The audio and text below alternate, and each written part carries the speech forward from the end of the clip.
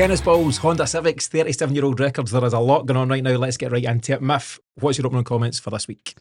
Hello to you know, Paddy, James, listeners and viewers. My opening comments are, it just looks like everybody is thoroughly scunnered. Fans, players, manager. The only ones that don't really seem to be that bothered are the board that we're actively trying to put a rocket under to get them to do something. And the the performance and the result are a culmination of months, if not years, of leading us to this. They've finally broke the camel's back with this particular straw, the straw being the summer transfer window that's just led to all of this. And my mind goes to, is it time to make a change of the manager, just given that the manager looks to be protesting against the board himself whilst in situ? I don't think we can have that. The manager's job is to get the best out of the players. I understand why he's thoroughly scunnered with the way things have been, but I don't think he's helped himself, is my sentiment. You might be right. The manager's position might come up. We might get to it just shortly. Paddy Miff says he is thoroughly scunnered. You're the same? Yeah, I think it's a fair way to put things just now. It's not good in any avenue what we are trying to do as a football club. Still don't know what we're trying to do as a football club. So I think it's just a little bit of the unknown just now. Played sevens last week, believe it or not. And one of the boys that we play with, Guy Kieran, asked me, the podcast, you must get more listeners when things aren't going well instead of when things are going good. And actually, I think that everyone is tuning in for some sort of hope on what the next steps are and what Celtic need to do. They won't get that here. We've all got the idea of what we want, but we're still kind of just sitting in a bit of limbo just now, and I just feel that we're getting further and further and further into that, and no clear ending in sight, which is really concerning. James, you and I done the post-match yesterday, just after the final whistle, over on our Patreon page. You can get that there now. Before I get your own thoughts though, 24 hours later, I'm going to give everyone here some headline stats, and you'll have heard a lot of these after the game yesterday. There, man. Celtic have dropped 25 league points in the calendar year 2025. Woeful stuff. And this season alone, we kind of know the stats more or less. We've played 14, we've won 7, we've drawn 5, we've lost 2. And 6 of those games we've failed to register a goal. And that's the bigger concern amongst that for me. But in the 2025 calendar year, we've played 43, we've won 25 of them, we've drawn 9 and we've lost 9. Therefore, there's 18 games that you've not won. It's a 58% win rate. Some of those losses were against Villa and Dortmund. I get that. Some were against St Johnstone, Hibs, Rangers twice, one of the worst Rangers you will see twice, and now Dundee. And in the whole of 2024, we lost just 2 games in that year. It was 1 to Hearts and it was 1 to Borussia Dortmund. What do you make of those numbers, James, and how concerning is it? This is managed decline. Your squad, your first 11 yesterday is 10 million worth, 1 Kyogo worth. So if your process as an organisation is to constantly undermine the team by selling talent and not replacing talent, you get what you get. And it's not even that the talent on the pitch wasn't enough to beat Dundee. It's that you've scunnered everyone all the way back to when you didn't replace Kyogo last January. Another stat for you I heard today was, when's the last time Celtic won 3 consecutive games? November 2024. We're in the 12th month away from that. That's wild for Celtic. So this is the board's machinations at large, and they've just left us with a rump of a team and millions of pounds worth of talent sold and not replaced. I know we can do more, but if you want to know where the problem is, it's right there. I remember during the COVID season, we done an episode at one point, here we go, 3 in a row, because Celtic had, I think they either had or they were trying to get 3 wins in a row, but it was a rarity during that season. And now, fast forward to this, and we thought we were away from all of that. We're not that far away from it. We're back to those kind of turgid times. Yeah. A couple of other stats which really just frustrated me. So there's a lot of concern over the fact that we started with a right-hand side of Yang and Tony Ralston, right? And we've gone over it in detail on the post-match, but that was a concern pre-match. This isn't, after the fact type stuff. Yang hadn't played a single minute of our last 3 games before Dundee, so that was against Motherwell, Braga and Hibs. Not a minute, deemed not suitable for that, and I understand his head must have been gone after the transfer window, but he doesn't feature. Johnny Kenny was drafted in at half-time as the hero, the potential saviour when you're, losing to Dundee. He had played a total of 17 minutes across our last 8 games before Dundee. 17 minutes in 8 games. So how can you tell me he's the answer? And if nothing tells you the state we're in better than that, Miff, then I don't know where to go. Yeah, that's down to the manager. Those are the selections that he has made. there are mitigating circumstances because of the squad depth and the lack of depth. But it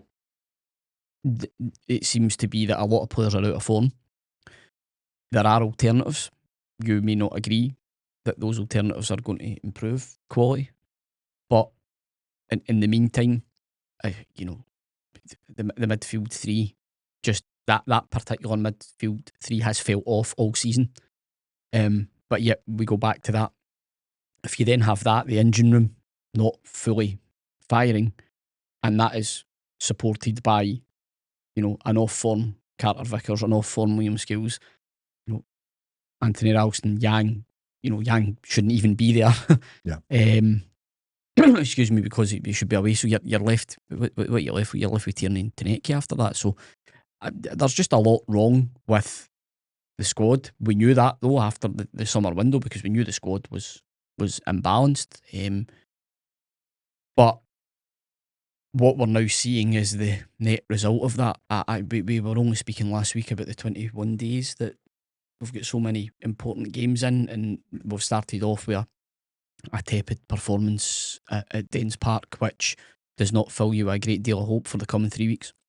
We were talking about that last week. It was 7 games across 3 competitions in 21 days, and some idiot on this very show asked, could Celtic win all 7? What's to stop Celtic winning all 7? I need to check the tapes who that was. It's Celtic to stop Celtic. Yes, Celtic. Yeah, can do it. true. If you talk about guys off form, who's in form? Is anybody, this isn't flippant in any way, is anybody in form, even decent form at Celtic right now?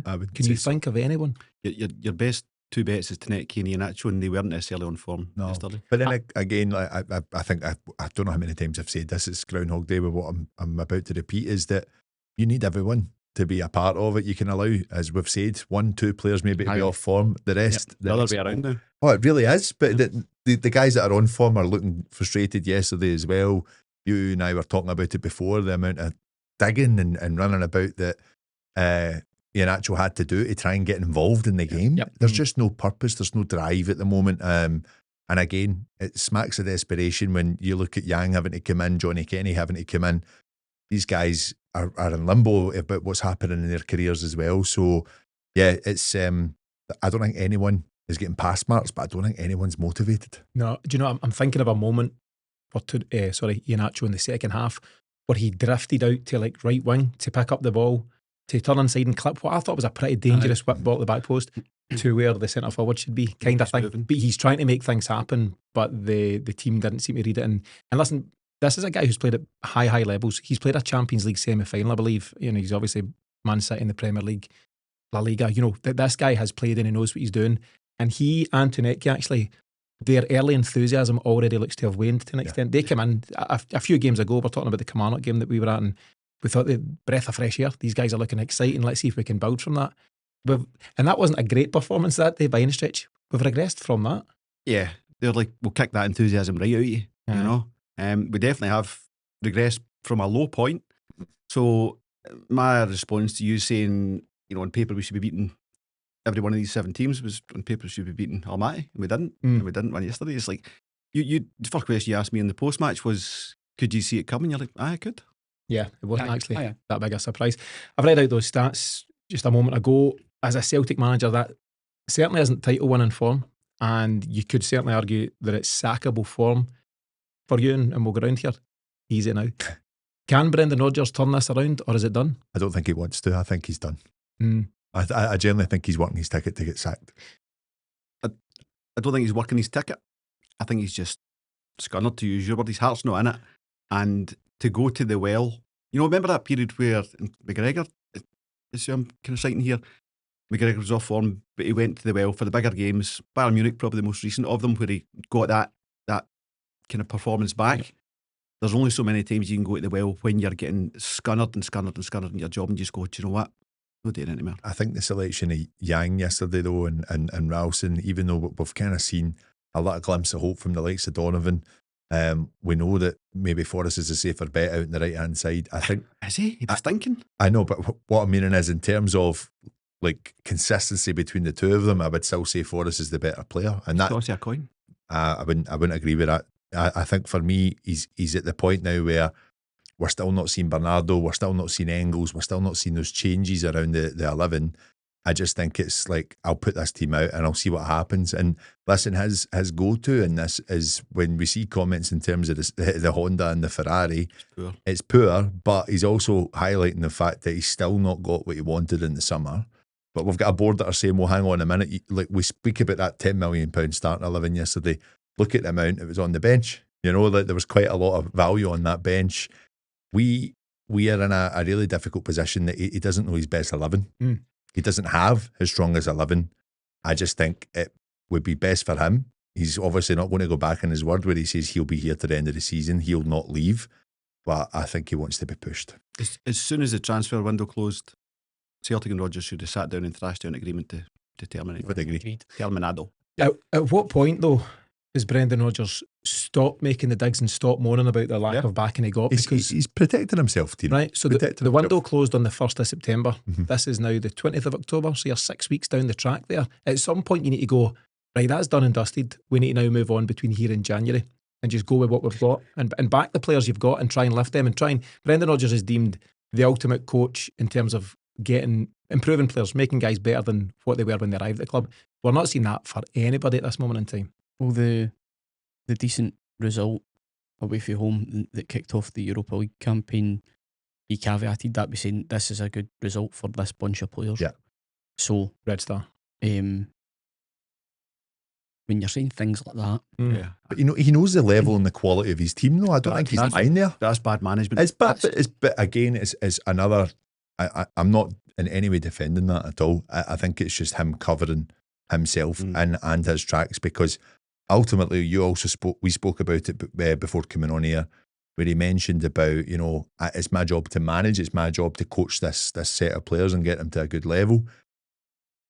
But you can only manage and coach people that want to be there. And we've got how many players sitting there that were probably promised a summer move that not got it. He's done the last day, Yang on the last day. I accept that, but if you're then, you know, the elite manager you believe you are, and you have, I don't know, but 8 months left because it appears he's gone, would it not be the very beacon of professionalism to try and rally those troops rather than talk them down? That to me that he is creating a vacuum when he could actually be drawing a line under it.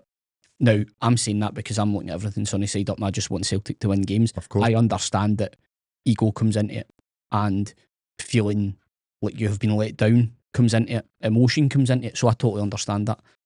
But at the same time, like you say, when you mentioned somebody like McGregor who went to the well again and is probably needing to go and dig back into that particular well There's only so many times you can do that. But again, I know it's a separate issue, but we have created Callum McGregor's problem because how long we've played him for so long. His drop off will be spectacular, like Brown's was as well, just for the exact same reasons. But for me, this is when you need, regardless if you're halfway out the door, you need your leaders to lead, and we're not getting that just now. There was an article from Stephen McGowan, well quoted in the Herald, I think maybe 4 or 5 weeks ago now, where he spoke about this draw a line under it type meeting, where Brendan Rodgers got the group together and said, this is us, we know this will be the group between now and January, so let's kick on together. And he got all the troops together. So what's changed between then and now? And actually, up until Dundee, we'd had a morale boost in 3-2-1, a late win. So why is it going back to the gripes? You've got to move forward, and it's Brendan Rodgers that's dragged us back into that, regardless how we ended up there. Because the club briefed against the manager and he's just went, nah, that's enough. Dateline, did that happen after? Aye. I'm not sure. That's enough. But then Quite right. and the flip side of that, if you've got your manager unhappy with the board, and again, I'm talking about him trying to motivate those guys that have all been promised to move from the board, and people are not picking up phones for potential transfers, they're just going to down tools. And now listen, as Celtic fans, we're like, how dare you? Like, you shouldn't be doing that. You play for the jersey. These guys are there for a payday. We need to realise that they're not emotionally attached the way we are. And that's the business that Celtic is, and that's the football club that Celtic is as well. Those that are involved, that'll be killing them. It'll be killing Callum McGregor that he's at that yard off. Aye, absolutely. But you've also got to look at the players that are around the likes of McGregor as well. Like, I don't think I've seen any game this season where McGregor's been trying to fight to win the ball back in his area has any of those two advanced midfielders been back next to him trying to fight with him? No. Absolutely not. No, and we know that midfield three's a riot. I don't know if you've seen the picture from yesterday of Marcello Ceracchi. He was sitting at the side of the dugout. He was sitting on a bag of balls. I've never seen a guy look so scun up. Absolutely fed up. It must have been late in the game because Hatate's sitting next to him with his zipper on, so whenever Hatate get taken off. But Ceracchi, just as a very quick side point, Ceracchi's gone away and represented his country for the first time in over a year. He captained them in one of the two games. He comes back feeling, they won both, comes back feeling good, bench at Dundee, and he must be going, what am I doing here? But it's just another small example. Could maybe have a look at his performance against Motherwell. Let's move on. You and Brendan need to move on. Let me ask, so I've asked, is it done for Brendan Rodgers? Maybe more pointedly, should he be relieved of his duties if he can't beat Sturm Graz on Thursday and or Hearts on the weekend? Yes, I'd relieve him right now. I think for me, like, to what cost? If this board is waiting on Rodgers to leave to start the rebuild, then yes. If they come out and signify that, right, it marks a new era, new manager in, that manager's back to come the January transfer window, then it makes sense. Absolutely. Do I see them doing that? No, there's no trust. There's no trust that they do. I know. I mean, is it too simple to say back him or sack him? If he's not your guy, he's not your guy. But Get they the new won't. guy. I think they're just going to be as stubborn as Brendan. what It's I a will bit say, like COVID year. one thing that is going to be guaranteed is if Rodgers stays, he certainly won't get back, because I fear his lack of commitment beyond the end of the season is one of the major reasons why we've just... Oliver But that's 2.0, 100%. That's how football works. But I know, but But a club needs to build, and sorry to interrupt you. In his last season, where he probably indicated how many times I'm going to leave, he was given Ollie Burke on loan. He was given Musonda on loan and told, deal with that. That was part of why he left. Aye, massively. But if he doesn't get back to in January, the fans are certainly getting punished. The players are getting punished, and it's just Celtic as a collective who are getting punished by the fact that they might not kick on and win the league, and that's obviously in jeopardy at this moment in time. Just your own quick answer, James. If we don't win on Thursday or Sunday, Connor? I think if you win Thursday, win on Sunday, and win against Rangers, it should still be stopped, because you're not going to turn this around. This is attitudinal. You're not going to turn that around where he just walks in one day after beating Rangers in the two games before and says, right, let's all now drive towards January. I just think it's past. The problem is actually that the people who would replace Rodgers should be replaced, and they're not being replaced by Desmond, and Desmond's not being replaced. Everyone needs replaced, basically, and no one is getting replaced. But if he wins Thursday, Sunday and Rangers, surely there is signs that he's turned it around. No, it's flash in the pan. Three flashes and 3 pans. I think he would have. I think he'd have gone to the well and turned that around in terms of short-term form. But if he won't get the hunger back for Celtic, that's just recognise that that's gone and take control. And I'm saying that as someone who is so disappointed it's come to this, and it's not Rodgers' fault it's come to this. Listen, I'm extremely disappointed it's come to this, and you know, Rodgers, whilst not without fault, isn't entirely to blame, but his BBC Sport piece, Strange timing. expertly timed.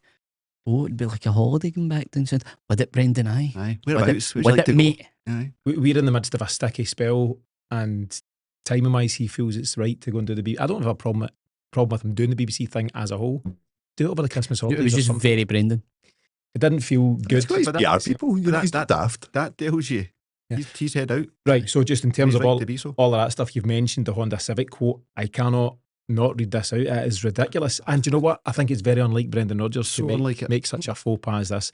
His quote is, we lost a lot of firepower, a lot of goals out of the team, and there's no way you'd go into a race and be given the keys to a Honda Civic, and as you try and take off, drive it like a Ferrari. It's just not going to happen. And I did see one funny response that said you'd at least have a chance with a Honda if you drove it forwards rather than driving it sideways. Spot on, man. My God. But there is absolutely no doubt that the players will already have been aware of that. They'll have been aware of it within minutes of it happening, and the board are aware of it. And I mean, it's a great way to lose your dressing room. But listen, is there a chance that he's maybe already lost him? Because is he turning around and saying to some of these players that are still involved, and I include Liam Scales, I include Austin Trusty, I include Yang, that, do you know what? You're good footballers. I'm not going to hinder your careers. You're not going to be part of my plans. But guess what? The board aren't going to sell you. Is there an element that a lot of them are already heads out the door? I'm not playing for this guy. He doesn't rate me at all. How do you get the motivation there? Do you bring the youth players through that apparently aren't good enough, that we've not seen enough of over the last 5-6 years as well? So what's he kind of left with? Paulo Bernardo's still not fit apparently. Austin Trusty's not fit apparently. Arne Engels can't cope with the pressure apparently. So people are turning their heads on Rodgers, but ultimately he's said to these players, "You're surplus, but I need to get the board to let you move," and they're not doing it.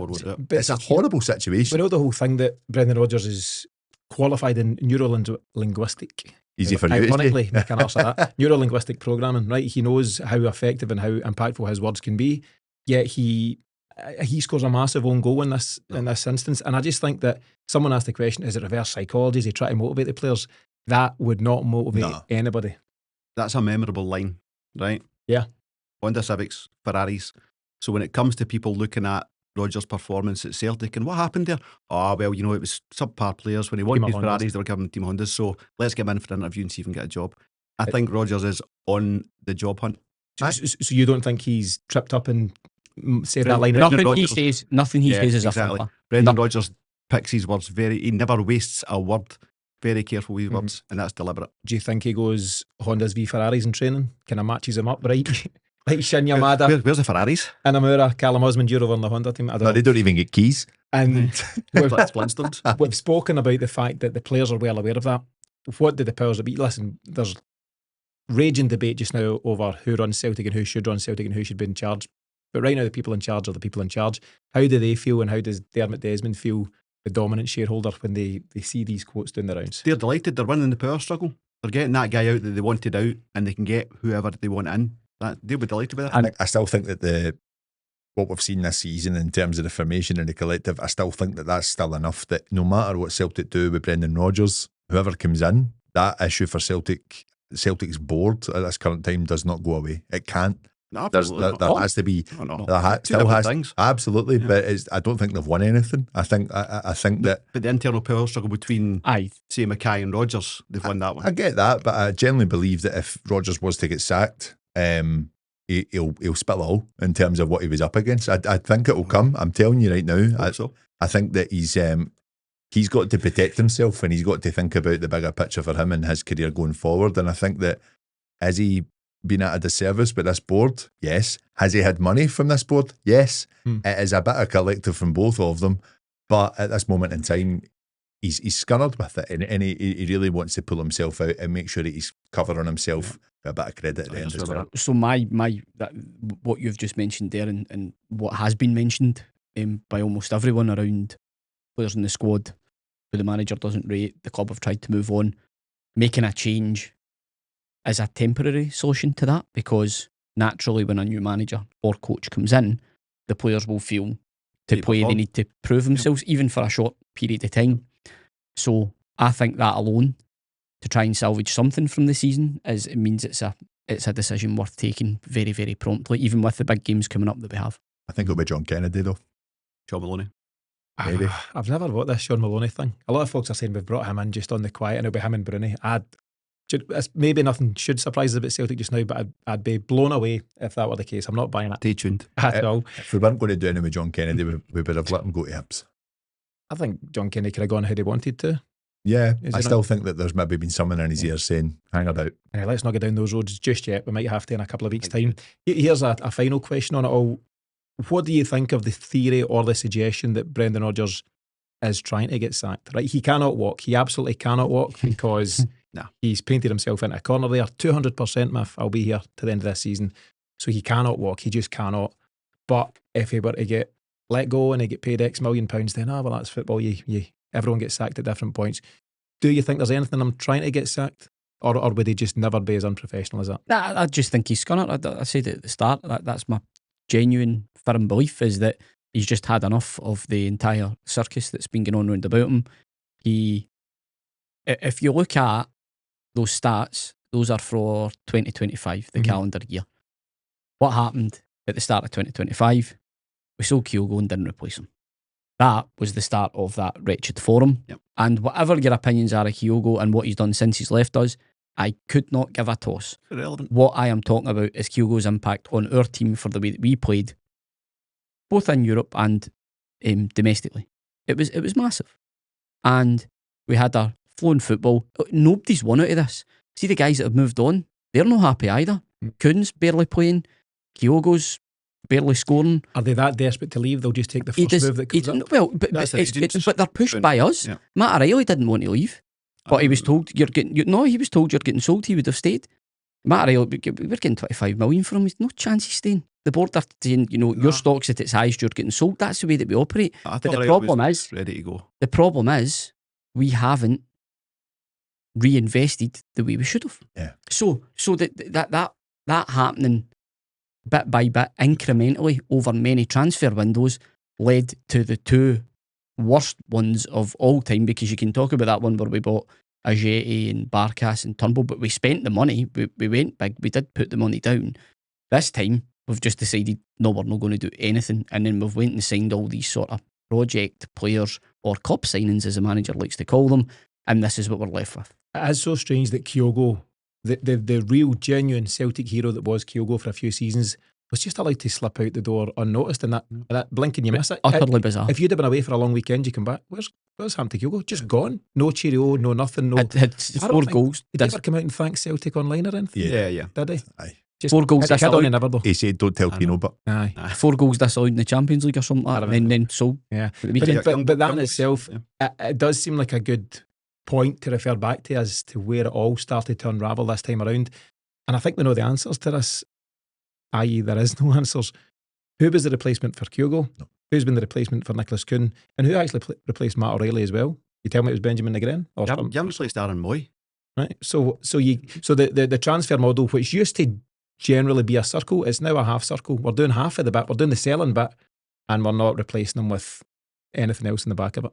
a circle with hopeful in that second half of the circle that it was we're going to get a replacement, and I generally believe we've never really spent money on players that we think that's a ready-made replacement. We've never done it. It's always project. Agreed. players. Generally, the very best bit of business we done was Juranovic for Alistair Johnson. That was a perfect look. Aye. And if you could replicate that in different ways, because you're not selling Kuhn for 25 or 19 and expecting a new 19 million pound player in, you want to sell for 9 and bring in a 5 or 6 million pound player. We've not done that. We've not done any of it. Do you think the board have then, before Kyogo goes, do you think they've looked at the ambition in the signing of Adamida and Arne Engels and realised for themselves 5-6 months in, we've spent that money and what are we getting in return? And then when you look at it, Kyogo goes, they've said, start to project, wind down Brendan Rodgers and let him come to the end of his career, because that's what I think. Very possibly, which is 100%. mental. How can you look at the fact that, so everyone likes to point to the bench from the weekend and say, well, Engels at 11 million was on the bench and More expensive. That's One not player really- more expensive than the whole starting 11. and Bernardo, right? Everyone likes to look at that in isolation.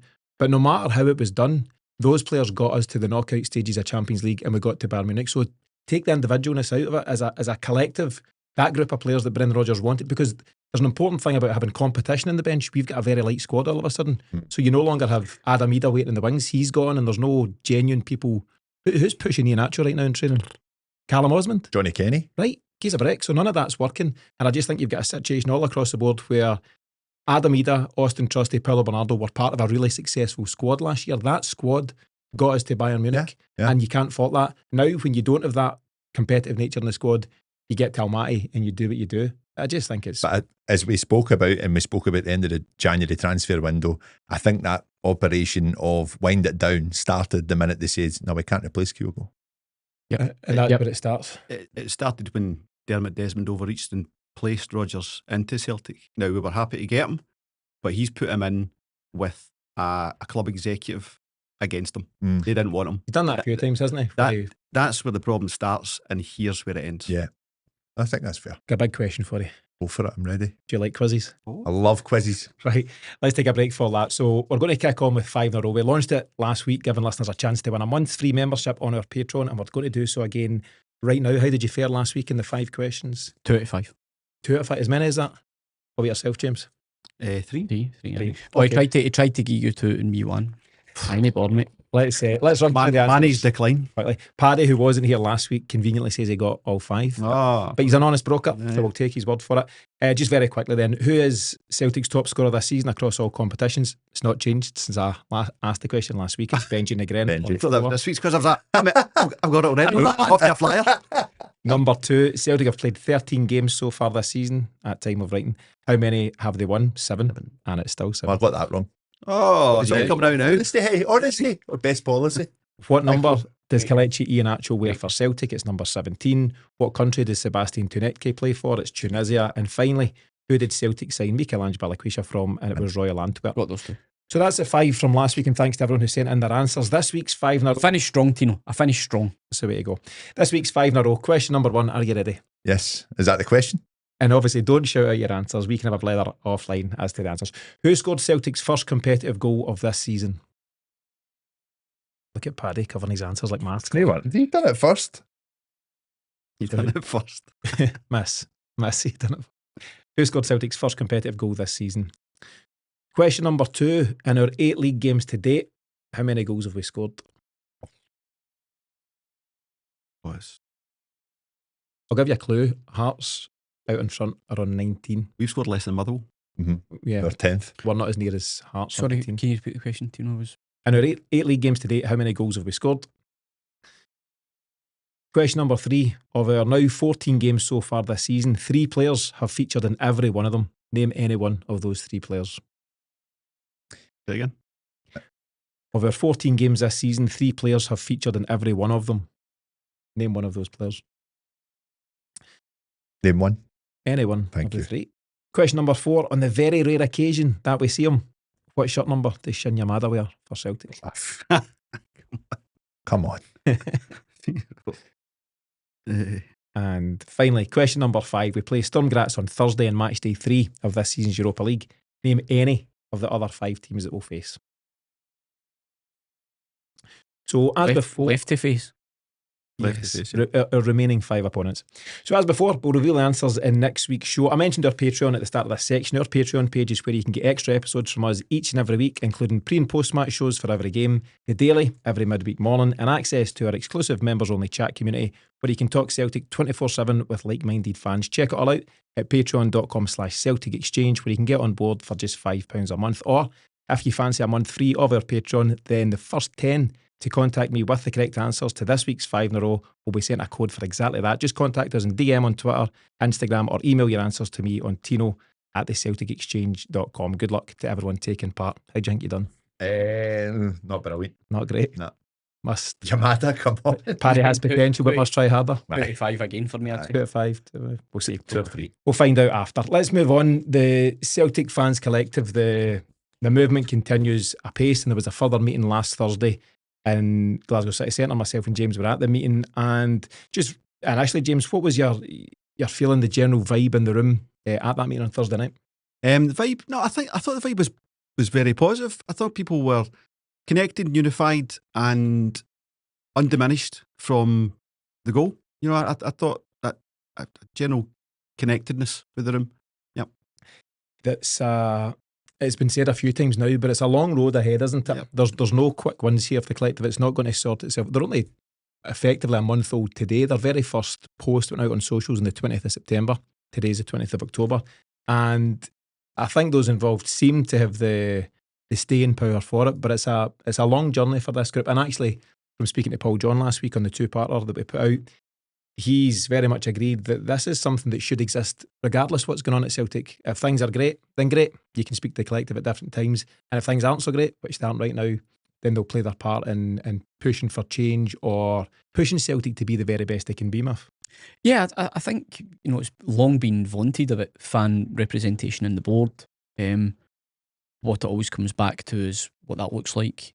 It's a very Scottish thing for, you know, fans to think, oh, well, who does he or she think they are? They don't speak for me. Type, you know, that type of attitude will always prevail. But I think what you're seeing through the collective is a groundswell and a will for the majority of fans, whether they attend games or whether they don't, to push for that change that is badly needed at Celtic. And last week we were having a laugh by saying, "Oh, you need to stay angry." Results like Sunday, No bother. we'll keep that at the forefront. But yourself and Paul John are absolutely right. What is being suggested here is the fans holding the board to account for decisions that are made within the club, and I think that is absolutely and entirely fair, regardless of what the conditions are like within the club at the time. What we have seen is when there are no representatives from the fans and decisions are being made over a number of years, like have been made in transfer windows and structural change at the club, or someone like Don Mackay coming in and then being removed because he tried to make sweeping changes. The fans, if via the collective representatives, have a right to know why these decisions have been made, and quickly, rather than it taking basically protests for us to have something communicated to us from the board over an absolute shambles of a transfer window. The communication should be immediate in regard to that. So, I mean, it's been made out that the fans are being somehow disruptive around this and asking for this, and you can go into the merits of all the different types of protests that have been suggested and that have been undertaken. But ultimately, what the fans are asking for is not in any way ridiculous. What we're asking for is clear lines of communication for the board as to what the plan and the strategy is. And some ambition. That's bang on. I don't know if you heard the piece from Jim Orr. Jim Orr's been on the show a few times now. Really good guy, part of Save Our Celts back in the day. He's been round the block. He knows how these kind of things work. And he was on Sports Sound in the last week or so with Michael Stewart, Tom English, Kenny McIntyre, the hosts. And it's a really good 15-minute clip, and I'll share it on our socials for anyone that's not heard it. It's really well articulated by Jim. And he says what you've just said, Miff. We're not asking for the earth. We're not asking to go out and sign a £20 million striker or live beyond our means or anything like that. It's support your manager, communicate with the fans, share a bit of your strategy, look after Celtic Park, which is in a real condition at this moment in time, 30 years old. All those things, and none of that's happening. So we had the debate last week, Paddy, in your absence, about the next protest and what it might look like, because there was a lot of suggestion at that time about a financial type protest, and true to form, that's what's played out. So on the back of the meeting on Thursday night, and again, just a quick nod to some of the work that some of the people put in, that meeting ran to about 9 o'clock on Thursday night. People were then leaving the meeting to go and burn the midnight oil to put together comms and graphics and different communications to get out or to launch the new campaign the very next morning. The campaign, as we all know, is the Not Another Penny, which is basically imploring fans to not spend another penny on anything. Merchandise, pies, doner pies, Miff, Bovrils. The sacrifices are real. Play your part. If you see the pies, I've seen someone saying, I think I know where you can actually buy them from. An Aldi version. That's brilliant. I've seen that, aye. So, yeah. All the better, advertise it. So the whole reason for burning the midnight oil and getting that out was to coincide with Celtic's launch of the new Adidas Special range. Where there's all sorts of expensive, fancy clothes and lines that have sold out almost immediately. I'll ask you two lads, right? Because generally me and James, we're not fashionable characters. We don't buy... I'm very fetching. Right. We don't buy the merchandise in general. Just not something we do. Now and then you'll be in here sporting something, as will you, and you certainly buy stuff for the lads as well. So how do you feel about it? Is that, will you fully adhere to that now, particularly coming up to Christmas? I think whatever needs to be done needs to be done. Probably would I buy stuff for the boys? Aye, but certainly not for me. Are you going to find the pies thing harder now? Well, there is that. The issue you have is one around, when it comes to the food and stuff like that, that's I suppose that's a sort of match day experience thing where you go and get your pies, your chips or your burger or whatever and your cup of tea. And you go all in some cases. Your burnt pizza. Aye. You got sit in your seat and chew the fat with the guys next to you, that type of thing. Standing eating it outside the stadium, getting drenched before you come in, maybe isn't quite as enjoyable, but you got to bring your own pies. The stick them in your pockets. No, my big man. But the fact remains, we need to do something, and we need to be serious about it. That these things can come and go. So had we won 5 or 6 in a row, there's the potential that sort of dissipates a wee bit. But the heat still seems to be on, and I think the longer this whole situation goes on, I think it's just left so many thousands or tens of thousands of people thoroughly dissatisfied. And if the board are going to treat us as commodities and consumers rather than fans, we then have every right to turn that round on them and say the product that you're providing is pish. For want of a better expression. It's pish, Jim. James, what do you make? So there's obviously, we understand how this works now. Anything that's put up for debate, whether it's protest or different actions or different campaigns, will be debated rigidly online. And there has been some pushback on the fact that it might be the regular guy and girl who work at the Celtic Superstore or one of the smaller stores that might end up suffering here and might end up losing their job. I don't know if it was the collective specifically, but people have pushed back and said, if that happens, and we obviously hope that a club with £77 million in the bank don't need to make redundancies anytime soon, but if that happens, it's on Celtic and nothing, in terms of the collective. How do you respond to that? 100%. I mean, first and foremost, someone's ability to earn living should be protected at all costs. But where that responsibility lies is, the collective are spot on with that. That's the board. Much like where the responsibility for our form lies with the board. Anything like that lies with the board, and it's the board that need to take responsibility. One of the worst things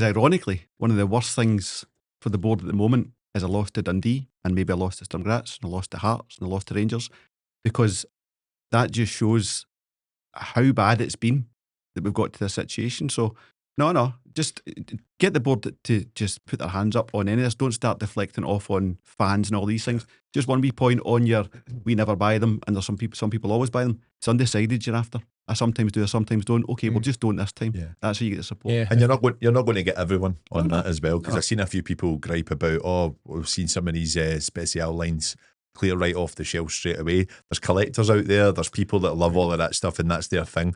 There's nothing against people that are wanting to kind of go and do that. It is going to take time to build this up, and really for it to have an effect on Celtic, Adidas pay them a year in advance for every or a payment in advance for what they go on to sell. So Celtic have got the money from Adidas already, but the big factor is that Adidas will eventually say, when it comes to the next negotiation, he's never sold much that year. He's never sold much that year, so it's going to take time to build this up. Yeah, obviously we wouldn't know the complexities of how a deal is structured, but you better believe sales are a part of it. And Adidas, Celtic will have to share figures, and if figures are down, Adidas will be well within the rights to ask some questions. Another point we're going on about, obviously, not buying pies at the game. They've actually taken pies away for our section at 405. Hot dogs only. No pies? What? No pies. Unbelievable. They've started the protest in advance. Pretty much, by taking pies out your just, grant. again, just showing another level of just being out of touch, and what that match day experience is for Celtic fans is just another side. And that's what, when I'm referring to the product, that's not an entitled all or no winning nonsense. I'm talking about the entire thing. The match day experience. The communication. Everything. Can I ask you something on this as well? I was listening to Neil Lennon talking about the situation at the moment. Controversial man. Wow. I find it really, really difficult to listen to him. I do, and I think that I know what Lenny done for this club and player and manager. I think he goes down in the books, absolutely, and we think about him fondly for especially the playing days for me. An incredible player for us. He needs to get real, and he needs to stop potentially working a ticket to maybe come back in some capacity someday, because for me, it's very easy for someone who's been paid off Peter Lawwell or been paid off Dermot Desmond over the years to turn around and say they need a little bit more respect. I think it's so easy for you to sit and say that when you've been paid off these guys for your full life, and they put you in a very, very good position in life. Us fans are not being treated correctly, and actually it's refreshing when there's other former players such as Chris Sutton that's calling it out. Aye. New PR in charge. What can we do? Can we get Lenny to come in and say something, because fans think he's a legend? The fans, as far as I can see, are so appalled by Lennon's comments there. It's so nakedly transparent that he's just shilling for the board. And then you've got Sutton coming out and calling it straight. Do you think it's as overt as a club saying to Lenny, do us a favour, or he's just done it his own back? But Lenny just speaks at different times. You don't think he's been asked a favour? He's popped up a couple of times in the media, to be fair, lately. So, and he's you see, the thing is, to himself a bit of the time. I think fans should just very quickly choose to listen to Lenny or not. Of course, he's going to have a skewed opinion, because, as you say, it's Dermot Desmond and Peter Lawwell that have put him up and put him into the lifestyle to which he is accustomed. Right? He's been seriously well paid by Celtic over the years. Of course, he's not going to come out and say, check these two idiots, get them out of our club. That just would never happen. So you can take Lenny's opinion on this with a pinch of salt, because of course it's going to be skewed, isn't it? There's no getting away from that. Let me get back to the kind of details of the campaign, Not Another Penny. It's to be reviewed on the 3rd of February. So that takes right through the crucial Christmas period. And of course it takes you to beyond the January window. So does that indicate that the collective may call off this action if we see a really good January window? Is there something like that at play? Or more detailed, what would Celtic have to do today, tomorrow, next week as a club to bring this particular element of the campaign to a stop? Is there anything they can do? I just think they need to show a willingness to. I think I've repeated this over the past 3 or 4 episodes. It's to be a progressive and dynamic club, and that will require structural change, especially around transfers and communication to the fans. That again, like Jim's comments to Sports Scene that you referenced, we're not asking for the earth. I think all we wanted was the squad strengthened. We've not had that. The board have acknowledged there's been some failings. Well, what are we going to do about it, and how's that going to be communicated? It will be a step-by-step thing. It's not going to be just one day everything's going to be fine. We need to get there, but I think good faith is the word that I would use. If the fans see that the board are acting in good faith, I think the fans will respond in kind. But it feels like we're a long way from that, just because so much work has to be done. James, do you think, as Miff said, there's various actions that Celtic can take, but it's not a quick fix? I've mentioned the January window as something Celtic could do better, but actually, is there anything they could do tomorrow to start to thaw out relations? I don't think Celtic are going to go and change CEO, change CFO. I just don't see them in that, because they won't be seen to kowtow to fan pressure. Yeah. We take that off, of not the things that some fans necessarily want, but what would Celtic actually do? It's as Miff says, show ambition, show professionalism, show a plan, show a strategy. But are they going to put that together in the next, even 2 months? You do have an AGM coming I up. was going to say that. I think the AGM is going to be spicy for Desmond's side of things. The question's closed. I think the question's closed a lot before that even the collectives even became formed. I think you can put forward resolutions, so the trust on as part Wednesday, of the collective have put forward a couple of resolutions, and obviously it then kind of opens up to the floor. Those that are closest to the mic can ask questions, and that's where it could get spicy. Nice word. Miff, why are you still holding your pen? Do you think we're doing another quiz later on? No, just he's going pat my way. He's going Pat Nevin on us. Fidgeting, aye. He's going Pat Nevin at the scores. But I'm not going. This isn't going to incur your wrath, is it? It's fidgeting out. Fidgeting's The fine. climate of fear. Aye, it's back. While we're Baby. talking about silly stuff, you done a good thing. You done a good thing at the weekend. You had your particularly hairy chest whacked. Was I presume it's for charity? Or Yes, it wasn't just for a laugh. And here was I thinking Saturday night that would be the most painful thing I would endure at the weekend, and it wasn't. Still had lunchtime at Sunday to go. Yes, get waxed for the Beatson and Bowel Cancer UK. Just a local boozer. We're doing a wee thing, and from my as you'll know, if you've been in a night out with me, I'm quite fond to just take my top off randomly. So it's well known that I'm a hairy gentleman. And so the proprietor of the bar asked, would you be able to get marks for charity? To which I foolishly responded yes. So I had a pumpkin done in the front and a love heart done on the back. Very painful, but all in a good cause. When I first seen the footage, I thought you'd kept your jumper on. It was like excuse me, mate, you need to take your jumper on. I have to say as well, Mrs. Miff seemed to take great delight. Yes, she did. She got a shot at She did. She was loving it. But great stuff, mate. Great to raise awareness and raise some funds for charity. Paddy, just to finish on this section, then the last question, and it's kind of the same as what I put to James. Do you feel there's anything the club can do now? They cannot be enjoying this. Absolutely not. They'll be having ongoing discussions, ongoing meetings. Is there anything they can start to put in place today, this week, to thaw out those relations? They can't be enjoying it, but I still don't think that they've taken much on board. I still think that there is an element of actually, we hold our hands up for some communications that could have got a bit better. They're sitting on what the next steps are for Brendan Rodgers, I think. And I think for us, that's not what we are wanting. We don't care about the tit for tat between those two. We care about the future of the club and the direction in which it's going. 100%.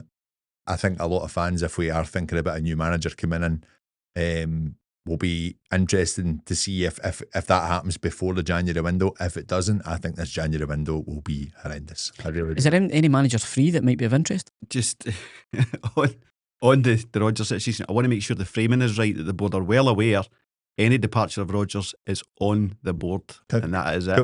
Completely agree with that, and I think that it can't be we got him out and we get away with it. Yeah, and now time to rebuild. They need to rebuild regardless if Rodgers stays on to the end of next season or if he goes now. The rebuild has to start. This club is in desperate need of money spent on it, and the club as a whole. We're just mentioning about the stadium. You're mentioning about obviously the impact and what the season tickets have. I think they need to start thinking about the overall package and stop treating us as people that are just keeping the lights on as a business and actually come back to the foundations of what we are as a football club.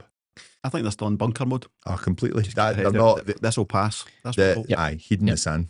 Just you were talking, is there any managers available? So it's quite bizarre, isn't it, that Ange on Saturday and then Ronnie Dyle on Sunday do become available. I think very mixed feelings on what can happen going backwards. Would you love to see Ange back? Yes. Would you? 100%. I don't think it's the move at all. I don't think Yeah, you yeah. would consider it. I don't think so. No, but he did give us a couple of fun years, didn't he? No doubt Brilliant. about that. You were a massive Ronnie Dyle fan. Love Ronnie. Love Ange. Time to move on. Celtic. Time to- It's not got Yeah. It's not got What's- When it was mooted in our Celtic group on Saturday, I was like, absolutely not. You beat 2-0 on Sunday. I'm like, maybe at the end of the season. Right. Both of What's John Barnes up to? these Oh, days? God, Look aye. at him. Anyway, last point. It's obviously all linked into the collective. There was protest on Sunday, and we knew there was going to be, in some way, shape, or form, it was raised at the meeting, but we weren't sure what it was going to be. And again, like all of these things just now, it's rocked the boat a wee bit with certain folks because there's an ongoing mantra, right, that most folk are trying to stick to, an ongoing ethos of this campaign, and it's the back the team, sack the board principle. Do you think that was met with the protest on Sunday, the tennis balls, the bouncy balls? I just think the element of disrupting the game is not great. I understand there will be frustrations from fans, but I also think that there is still plenty of time in the game.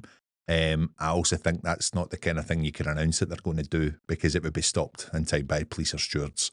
I'm of the element of that protests do need to happen at this point and for something to take place. But I do think that the bigger picture, the fuller picture needs to be met there, and everyone needs to be in agreement for these things going forward. I've just got a picture in my head of you getting frisked at your next weekend with 2 bags and a bouncy ball. I can see it. And half bag of they take the marbles. pies off you. Aye.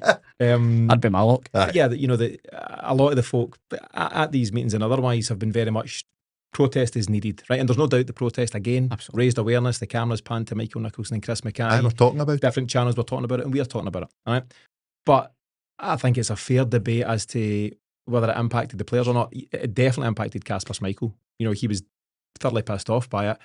But Paddy's right, there's 90 minutes to go. But a big thing for Celtic is the huddle. Right, that's where the players get really switched on and focused and G'd up, and it's their last kind of rallying cry before the whistle goes. So the players got all up, mentally. The whistle goes, and then right away they're down again. It's not great for the players. James made an excellent point last week. A lot of this is trial and error. Yeah, true. We're making different protests at different times in different ways. Some will work, some won't. And I think we as a group of fans and the collective particularly need to have a bit of honesty there to say, has this worked? Has it been received in the right way? Now, some will argue, based on what you have just said there, if television channels are speaking about it, and it becomes, I think news- ESPN covered it, for example. news that transcends football news. It's bad publicity for the club. That has worked to a degree, but then also, if you're backing the team, and that's not worked, you just need to weigh these things up. So you wonder if that's maybe been the thinking then, is it's just do it at the very beginning and then they'll catch it up for there. But I get and the team was greatly supported. The fans were in fine voice, but it's one of these things. We are in a situation where this is new ground. Yeah. We're trying to find ways that are effective forms of protest without hurting the team. And if at times there's going to be crossover, then so be it, because the protest must still happen. James, I'd argue that there's never going to be any perfect protest. Protest by its nature is disruptive. So there's never going to be any perfect protests where all the fans in unison say, that's spot on, and everyone kind of moves on and says that's the way to go. There's always going to be some sort of conflict or disruption in some way. I think you can try other things that catch the attention without disrupting the players. Is it maybe as soon as the directors take their seats, get it on before they kick the first whistle. That doesn't disrupt play. Let's go off to a flyer. No, wait a minute. Let's pick up all these balls and then get off to a flyer. It's not, for me, I don't think it's in the guiding principles of back the team, sack the board. So, keep trying.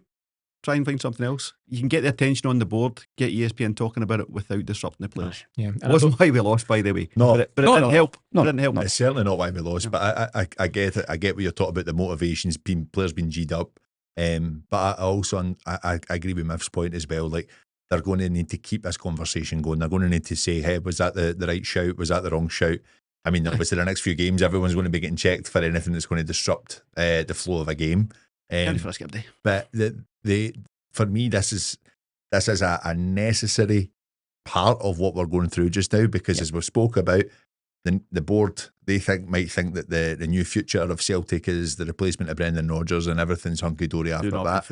It cannot go like that. No, it needs to be a continuation. And we even said this for the 6 months after that Ange Postecoglou was hired as well. We were like, what are we putting in place? And we still weren't getting enough information when because that's true. That's put true. in place was none. Yeah. Correct. And I just, well, it's in my head, you spoke frequently about Ange and the cult of personality. Ange's larger than life personality and what he was doing football wise papered over a lot of cracks, didn't it? A lot of stuff behind that. And there's obviously going to be huge opportunity for further protest in the weeks ahead. Sturmgratz at home on Thursday.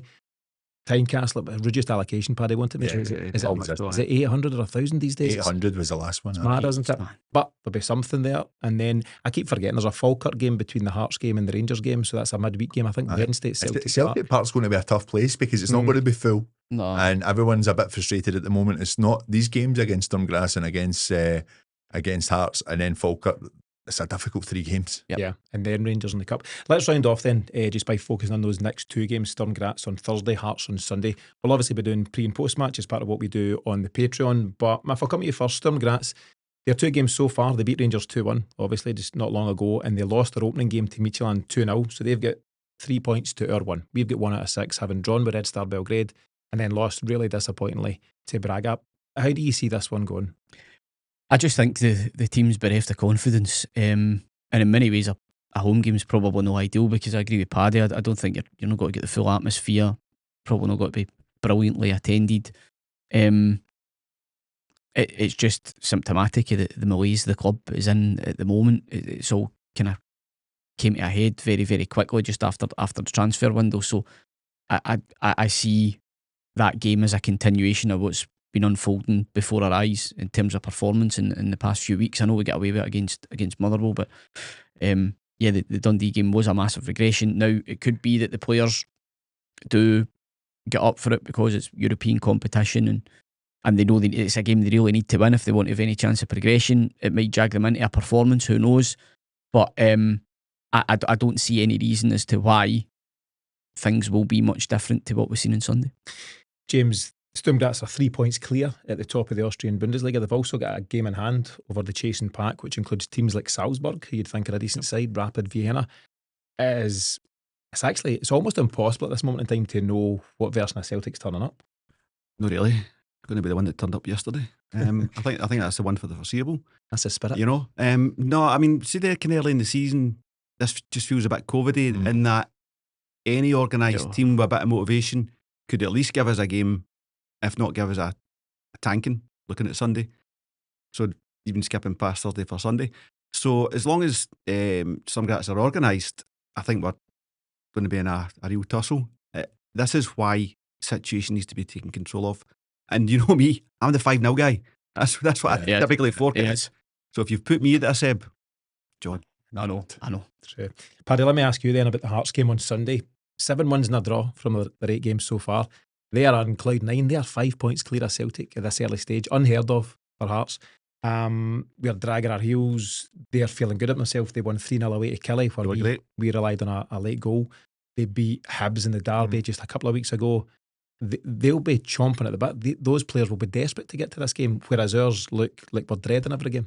I think it's absolutely fair, and it's what we're seeing, right? It's basically what we're playing like at the moment. Is unbelievable that is our first defeat this season in the league. Unbelievable that the Braga game is our first defeat in Europe, barring obviously the penalties with Kairat. But this was also very similar in the COVID season as well. I think we went 7 games unbeaten in the league and everything was looking rosy, but there was still a feeling that we're not playing to a great level and there's something still kind of not sitting right with how we're playing as well. I think we've all kind of felt that this season. They've not been the same fluid Celtic that we've seen over the last few years with Rodgers and Ange. But and I'm not saying this in terms of like everything's rosy, hunky-dory. These are the kind of games we end up going and rocking up and winning sometimes as well. I even think about Aberdeen. That was a difficult game at the beginning of the season. We still got the points and we didn't actually play brilliant that game as well. I think, it'll be a lot of pressure on Hearts, but there is a lot of pressure on us as well. And I think actually it could be a really interesting 90 minutes against them.